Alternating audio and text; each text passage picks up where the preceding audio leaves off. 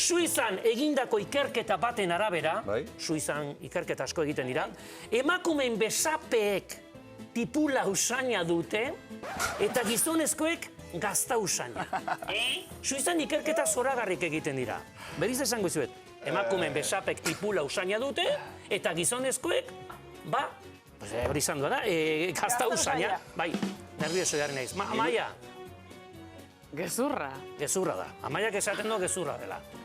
Hori egia da. Hori Amaia lehenek begira nola esaten du gaina. Hori egia Ez da. dut esaten egia denik, esaten dut Hala esan albiste dutela, egia ez da. dela. Zegontzara horrela, txak, horrela, ez. Pentsat ez. Zuk Xabier zedibitzen zaizu. Ja, Jon, Bai, hori ere importantea da. Bai. Gazta, Venga, egia da, gazta eta emakumeek tipula. Nere ustez egia berdaderoa. Egia verdadera. Zientifikoa. Ikerketarik ez da behar horretarako. Amaia, izorrai, egia da. Bai, gure Amaia, ara, oso ondo. 15 minutu sauna baten egonta ondoren ikertzaiek 24 gizon eta 25 emakumeen besapetako izerdia aztertu, ke marabila Suizan egotea eta ikertzaile izatea besapen horrela ibiltzeko. Ez bueltatuko garen, ez jongo. Eta emakumeen izerdiak sufre kantitate handia omen du horregatik tipula usaia daka.